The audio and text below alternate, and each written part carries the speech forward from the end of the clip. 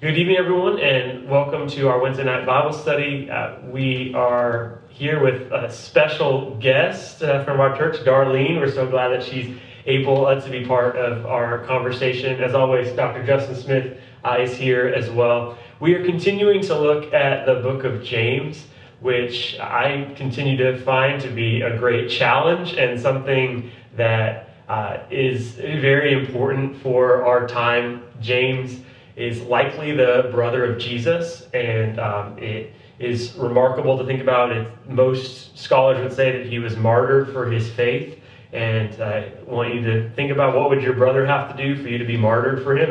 It's quite a reversal, and James and the family of Jesus doesn't necessarily always see eye to eye to him in his ministry. So the fact that James becomes a pillar of the early church and then dies for his brother's faith just shows the passion that he has. And then the book of James shows the passion. I mean, it's just one of those books that doesn't give you any wiggle room. And oftentimes when you read some of the letters in the New Testament, it seems like they're dealing with problems that it's hard for us to even decipher what they are. Or like, well, what is this referring to? But James is just like, nope, this is still jumping off the page, very relevant. And there's pretty clear teaching. Like this is what you are supposed to do, and either you're doing it or you're not. And I really have enjoyed diving deeply into this book, and I hope that you have as well. We are looking at the end of James chapter 3 today, a section that I think is very powerful and poignant, even though it's very short. So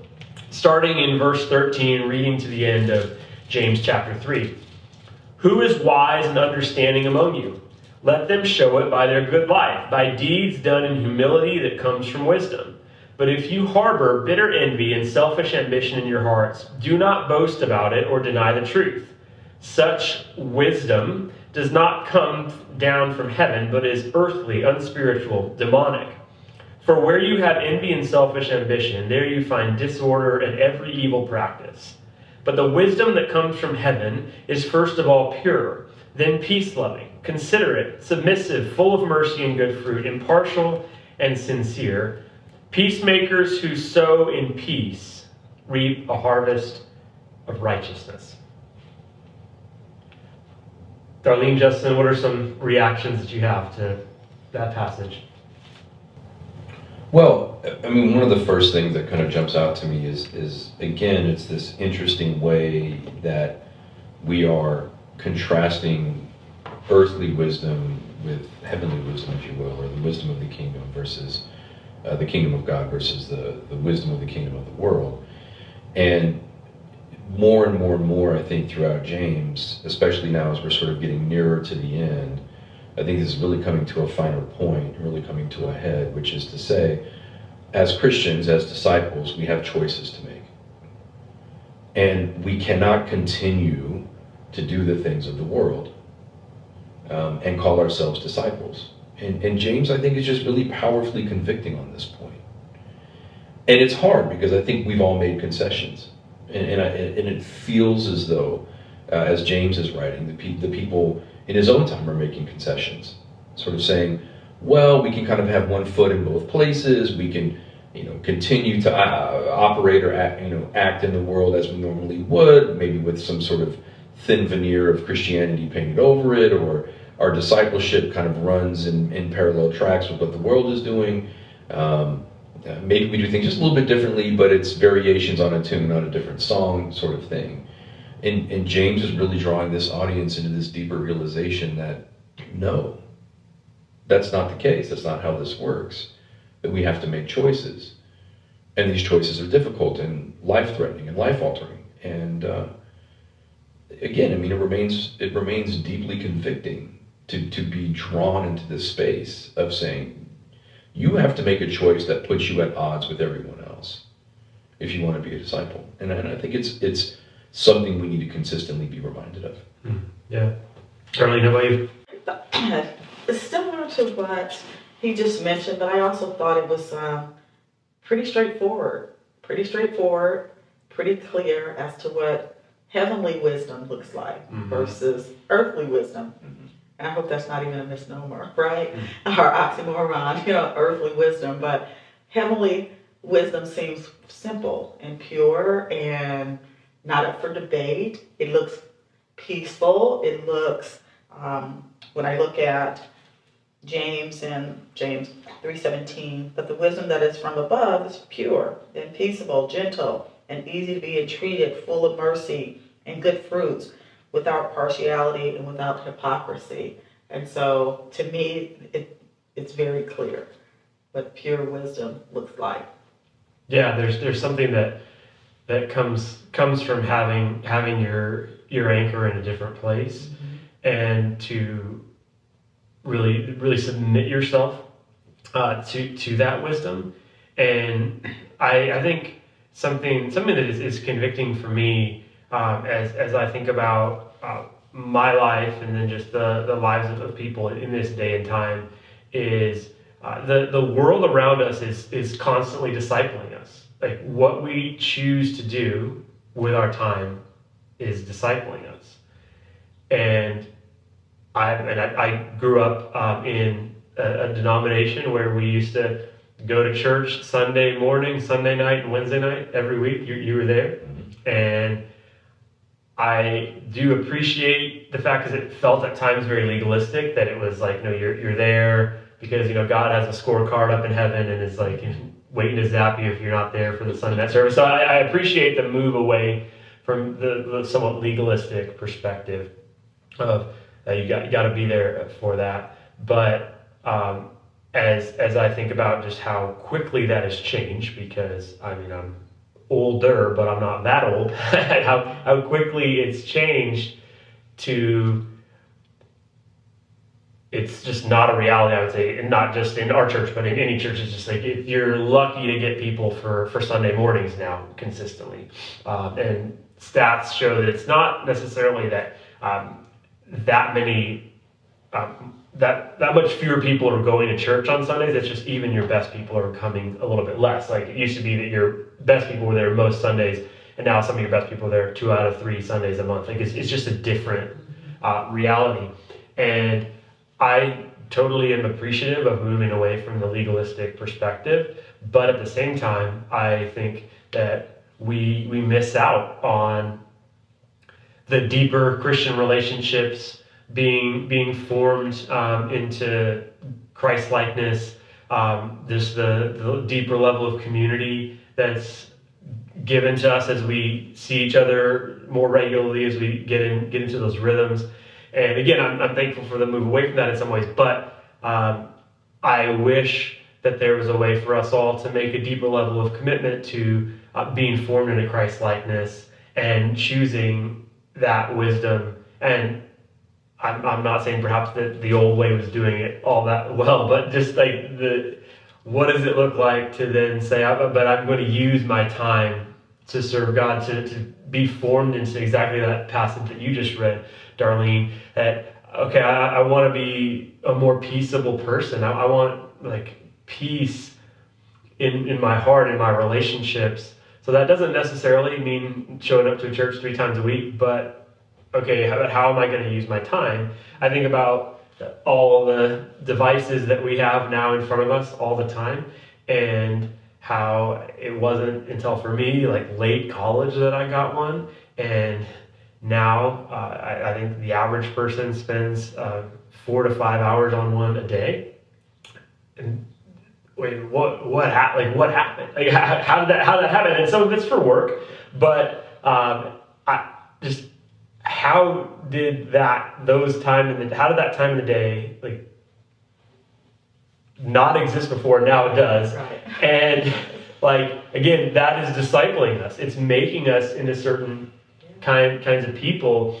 And just, we had a wonderful sermon yesterday from my friend Dr. Catherine Woods, and she did a really great job talking, and she's a psychologist, and she was speaking about how anxiety and depression is on the rise. I mean, it's horrible, the statistics, and she's on the front line dealing with that. But I see it as well in ministry. Almost everybody I know is dealing with it on some level. And the remedy for that, she said, is to forget yourself. That the moments when you have felt most at peace is looking at the Grand Canyon, celebrating a win with your favorite sports team with your friends. It's like in those brief moments when you forget yourself. And I think, unfortunately, like what it is that we seem to all be dialed into is causing us to just remember ourselves, whether it be on social media and how many likes did you get on a post, did you get any comments, do you have mobile banking available all the time, like how am I doing there, is my accounts, are they up, are they down, am I okay, like, and it's just this constant way of measuring yourselves against others, like am I doing all right, like whatever it is that you want to be looking at. And I think it's a really dangerous place to be, and I honestly don't know how to correct it in some ways, because if people are only willing to give you an hour a week, like how can you possibly form them in that way? You know, how are you helping them to walk in this different perspective and like allowing that to lead? And what do you guys think practically that looks like in a world where it seems like people have less time and are busier? Like how does that look? I mean, I think it's a great question. I think one of the things I still come back to is just how do we prioritize? What are we putting, as important in our lives? And I think what we place as important, obviously shapes that. Some of that is,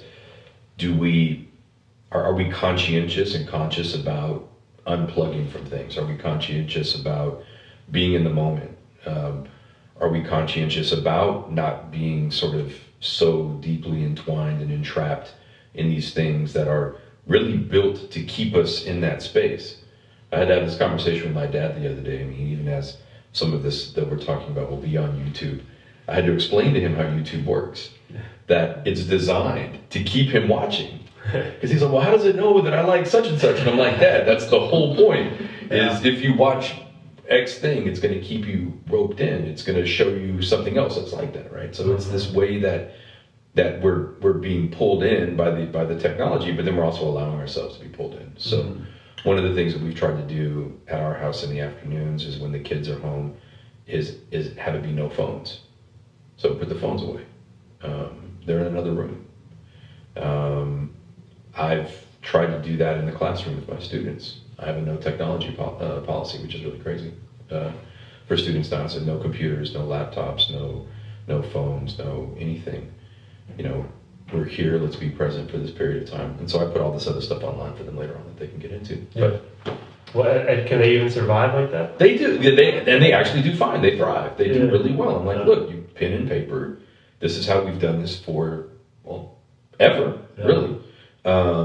And so the trade-off for me is that I make sure everything's available to them. All the PowerPoints and everything are available. But in the classroom period, I just say it. I'm very intentional about us being intentional and saying we need to be here. Let's be in this space. How can we be together if we're focused on all of these other things? And when we're focused on all these other things, we can't help but be drawn in the direction that those things want to take us. It's really, really hard not to get sucked in, and it's really, really hard not to get pulled in these directions. So to me, there's an intentionality then that we have to start to develop to say, no, I don't want to be pulled in that direction. I want to go in other directions. And so we have to make those like very concrete decisions to kind of untether ourselves from the world in this way, a way that's really designed to keep us more and more and more and more and more, kind of keyed into what's going on. So being intentional about that, I think. And I'm not great at it. Like I don't want to pretend like I've mastered this. I haven't. Yeah. It's something that we're working toward, but recognizing it, I think, is a big part of it. Yeah. And you're probably the outlier of a teacher. The only one there. Right. Yeah. There's not a whole lot of us that do this. Right, because my son, and I remember a lot of school children over this last year and a half, they were learning remotely, online, and what have you. And even when they were allowing some students to go back, they were simply sitting at the school, still learning online. Yeah. So it's a trap. It's a trap, and unfortunately, that's the way the world is moving. Certainly, even I have to make a decision about returning to the office now because I've been working remotely, and so you do get trapped in this cycle. because everything is geared towards online, cell phones, everything is remote and what have you. So I think it's just a vicious cycle. You have to be absolutely intentional. I remember when my son was coming up, and no devices on Sunday. I just felt like there needs to be a day where we just worship and clear out this other stuff. And we kept it up for a good while, but the more this teenager grows up, the more resistant he becomes to those things. So I think you have to, as you were saying, you have to be particularly intentional, and it's not going to even be perfect when you are. Right. And so, but I think, but to your point earlier, Brian, when you mentioned about ritualistic things we observed in the church and coming to church on Sunday and what have you, and I think that's still a very important part of developing community, when you get to connect with like-minded individuals who are here, and if you don't get to see them, then it's hard to form those connections. Because they even say, a lot of these kids who are online and they have online friends, well, those aren't real friendships and real connections, right? Yeah. But real connections take place sometimes when, not always. I'm not saying it's impossible for individuals to connect online, but I think there is value in connecting live. Definitely. Yeah, and I think it's just, it really takes us being intentional and thinking ultimately about like what the goal is, like what is the intention of our lives. And I just think that we need to recognize that we aren't the hero of the story, that God is, and like that is helpful and healthy and has sustained people for generations. I've been doing some reading about just how, especially in the West, Europe, and then the United States, how faith has been somewhat moved to the side. Like, it used to be that a pastor was very much revered and like was an expert in a lot of different ways, and now generally people think, oh, they're nice people, or churches are nice, although sometimes people have some negative reactions too, but though they're kind of nice ideas, but this just doesn't matter, it doesn't really have the same sort of importance. And really the idea of being an atheist or someone who doesn't believe in God is a new idea until very recently. Like, it was assumed that everybody believed in God, and still today a large majority of people believe in God in one way or another. But it's just, for me, interesting to think about, like, what is it that we're walking toward? Like, what if we're leaving something behind? Are you really walking to a better reality? And as a pastor, I hope that I would have the humility to say, all right, as long as we're going to a place that leads us to more wholeness, better mental health, like all those things, like if that was the case, then I'd say, okay, I might have to find a new job or something, but I can understand. But I don't think people are going somewhere better, and that's what is scary to me. And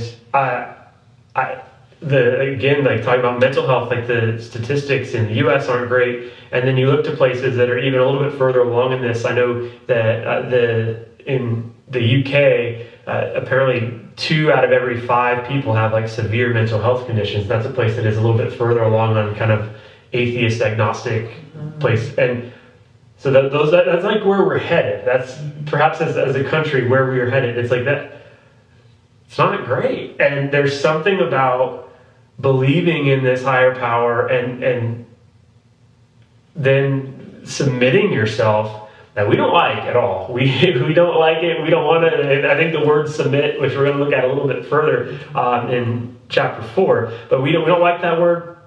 We want to be our own people. We want to think our own ways. But if all there is us, like it doesn't lead us to good places. And I think it's just really important for us, again, to just ask that question, to live with intention. Okay, what is the goal of what it is I'm trying to accomplish?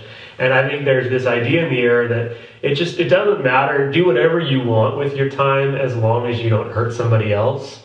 And it just doesn't matter. So spend as many hours as you want on your phone or playing video games or whatever. Like, do whatever you want as long as you don't hurt somebody else. But that's a really dangerous idea. That's simply not true. First of all, because no matter, it's like the things that you do by yourself, it's going to eventually pour out into other relationships in other ways. Like it matters and makes a difference. It adds up, and it leads, I think, to disconnection and not being a whole person and not being ultimately who God calls us to be. And I think we see that in the just the temperature of the air. I mean, we've mentioned verse 17, but verse 14 tells us that the fruit of the wisdom of the world. If you harbor bitter envy and selfish ambition in your heart, do not boast about it or deny the truth.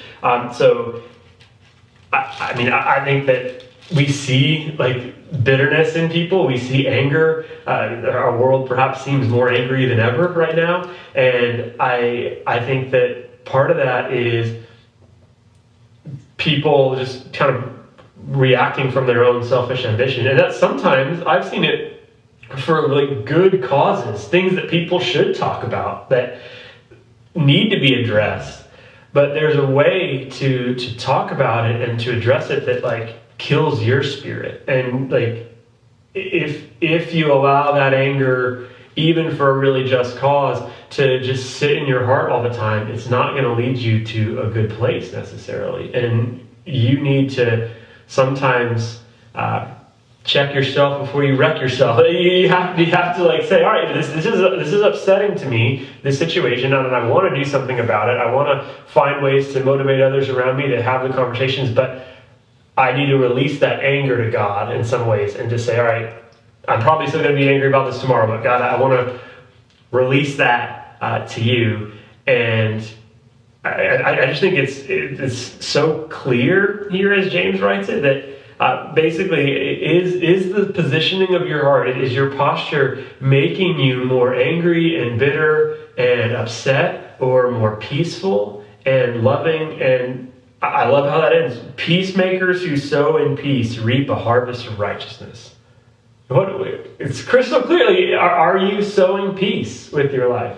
Are you like living in such a way? And that doesn't mean you don't make a difference and stand up for causes and do important things at times, but are you growing in peace and like allowing the God to transform you and allowing God to lead you? I think of Psalm 23, how it's one of the most popular psalms there is, but it says that God leads us in paths of righteousness for God's name's sake. For God.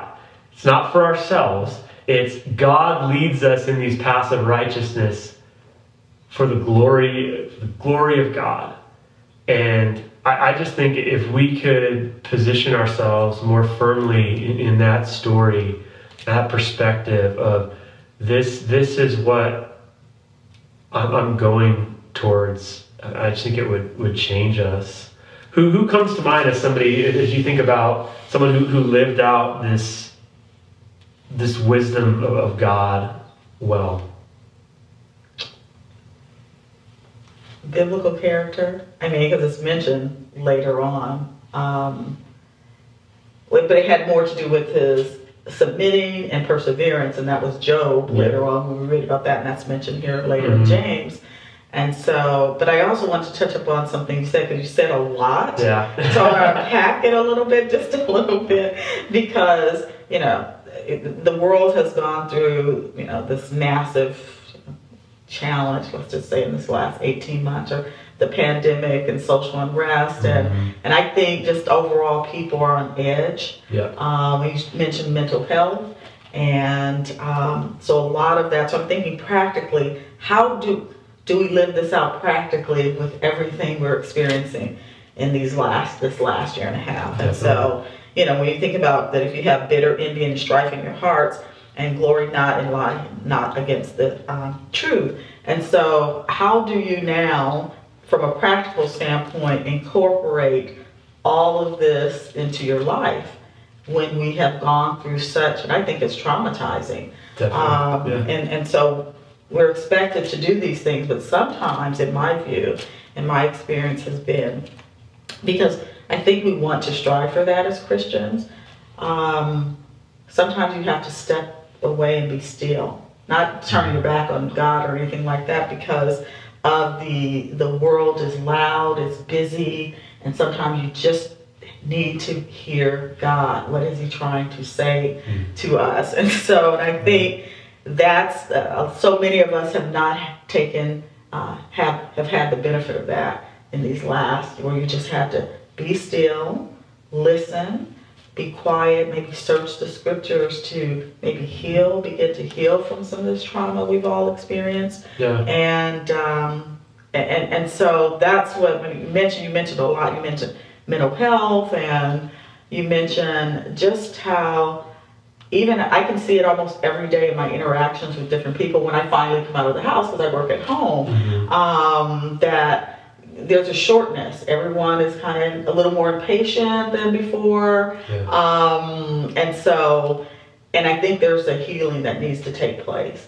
And so this is why when I was reading James, preparing for our discussion, even asking for prayer and reaching out to others who can support you, and back to what you were saying earlier, that's why I think church community is important for that reason. But there's a lot of, I think James, it's a good book. It's a good roadmap for you too. Yeah. So trying to reset and figure it out, it seems like it's laid out here. Not to say it's easy, but it is there. So yeah, definitely. Well, is there someone that comes to mind who you feel like was a good role model for you in this? Well, so in my lifetime, and I look at wisdom, because that was one of the things we talked about. Who in my lifetime have I learned the most about wisdom from? And of course, that was my mother for me, just practically. And I think the benefit of aging and getting older is that you can look back in your life and see where you made your mistakes, and also see that when you are going through trials and tribulations, it's maybe for a season or a time, you will survive it and get past it, and probably come out stronger on the other side. Yeah. So when I look at that, the goodness, when we talk about heavenly type of wisdom, that's what I had seen in my mother. So for me. Awesome. How about you, Justin? Yeah, I've been really trying to think about who I've experienced and who I would point to. I think I was really blessed growing up. I was able to I was baptized by Frank Pack, and Frank Pack was our minister growing up at Culver Palms.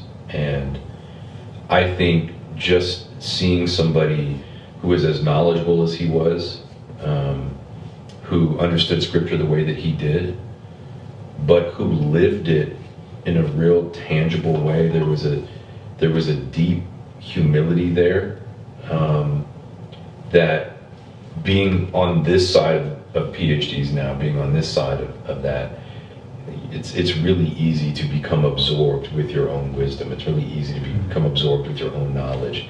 It's really easy to become absorbed with the sort of, if you want to call it respect, or the what comes with being a so-called expert in the field, right, or a scholar in the field. And so to see somebody like him who had all of that, right, but it did not come through in the way that he dealt with people, from the most educated, PhDs on one hand, to, inviting 11-year-old me out to have donuts to talk about scripture, and baptizing me, when I was 10, 11 years old, how old I was. So to treat me with the same sort of care and concern and respect at 11 that he did my parents and others, really modeled for me that, as James points out, there's two ways. There's the way of the world, and there's the way of Christ. And I think that's one person that I always kind of go back to that says, this is modeling what the way of Christ looked like. That humility sounds like that he had. Yeah. So he didn't let his academic success and the knowledge that he gained, remove him from just having donuts with you, Yeah. right? Yeah. Yeah, there was a woman who comes to mind who was part of our congregation when I first started in ministry here, named Mary Denny, who every Sunday you would come and she was in her 90s at this point, and she would show up just about first. There might have been one person that beat her here or there, but just about first. She's in her 90s, and she would sweep off the steps, and just every Sunday. And I think about just that humility to just do it. I mean, first of all, even in their 90s to be able to actually physically do it, but just that it just wasn't. I think oftentimes one thing that can be damaging to us is we live in a world where we just want things so quickly, we want it done fast, and those things like that are just. I love how I think it's Eugene Peterson who writes a book called The Long Obedience in the Same Direction, and like that. She was here every week. She would just sweep the steps every week, and it's just I'm not doing this for myself. I'm not doing it, and I'm not going like, "Hey, everybody, look at me!" Like I just swept up the steps, and I think that we all need more of that, especially in the church. Our church doesn't deal with this very often. I'm really blessed to be here, but one of my church conflict professors said that every argument in a church is about the same question, which is who's the boss, and who gets to make decisions. And I totally get that. But if you want to have that sort of claim in your community, it's going to take sweeping a lot of steps, and it's going to take whatever that looks like for you, serving in humility and patience, and not doing it once or twice and then saying, "Hey, well, look at me." Yes, what you're doing is so critical and valuable, whatever it is, wherever you happen to be volunteering or whatever that looks like. But can you have the humility to just take a step back and to just understand that you are working for God and not the approval of others? And it's not always going to feel good. Like, it's going to take some effort and take some work. We are out of time for this discussion. Thank you to Darlene and Justin for your insights. I hope that we all can center ourselves on God. If you have some questions about that, you want to know more about our church, you can email me, Brian with a Y at glendale.church, and we would love to connect with you. We have a prayer time that starts in just a few minutes, and you can join us on Zoom for that. And I hope that this has been a good discussion for you. It's been great for me to think about what it looks like to seek out the wisdom of God with my life. And I hope that we can all do that more deeply, because we need the opportunity to do that with all of our lives. So thank you for joining us, and we'll see you next time.